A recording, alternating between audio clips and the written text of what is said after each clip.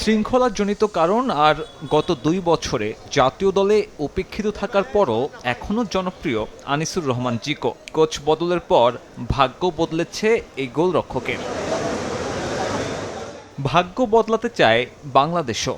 Thomas ডুলির অধীনে হামজা শমীদদের নেতৃত্বে গোটা দলকে একই সুতোয় গাঁথার পরীক্ষা। তপু বর্মন তো বলেই দিলেন, ইউরোপিয়ান মাটিতে প্রথমবারের মতো কোনো ম্যাচ জিতে ঈদের উপহার দিতে চান দেশবাসীকে। ইউরোপে খেলতে যাচ্ছি, আসলে এটা আমাদের দেশের জন্য এবং অ্যাজ এ আপনাদের সবার জন্য, আমাদের জন্য ভেরি ভেরি ইম্পর্টেন্ট, এবং জিতে আমরা দেশবাসীকে ঈদ উপহার দিতে চাই। This coach is a bit more gives more freedom in some aspects, so he likes passing on the ground to be aggressive in pressing, so I think we have the players to do that and we'll show that. Corona বা যে কোনো ভাইরাসের এগেইনস্টে fight মানি ব্যাকট্রলের left right. তবে সে কাজটা সহজ হবে না।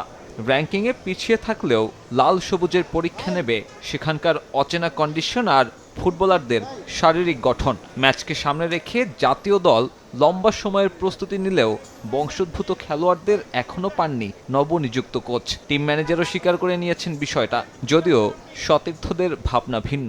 আমাদের মধ্যে যেটুকু সীমাবদ্ধতা আছে সেই সীমাবদ্ধতা নিয়েই তো আমাদের কাজ করতে হবে, সেই কাজ করেছি আমরা। হামজা আমাদের সাথে কন্টিনিউ যোগাযোগ রেখেছেন এবং সুমিতও রেখেছেন, জায়ানও রেখেছেন। আসলে এটা আমার কাছে মনে হয় না কোনো প্রবলেম হবে।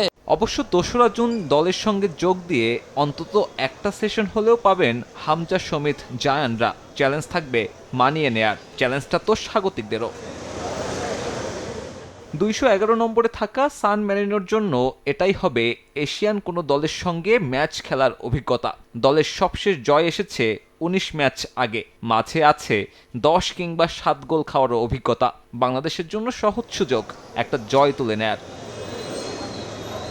তবে এই লম্বা সফরে মাত্র একটা প্রীতি ম্যাচ পর্যাপ্ত কিনা এমন প্রশ্নও থাকে। টিম ম্যানেজার অবশ্য দিতে পারেননি কোনো সদুত্তর। জানিয়েছেন সেখানে একটা গা গরমের ম্যাচ খেলার চিন্তা ভাবনা করছে বাংলাদেশ ফুটবল ফেডারেশন। ওখানে নামার পরে আমরা বলতে পারবো আসলে ওখানে কি অবস্থা। সবকিছু মিলে একটা লম্বা ট্যুর হচ্ছে, দেখা যাক কি হবে। আগামী ৫ জুন মাঠে নামবে বাংলাদেশ।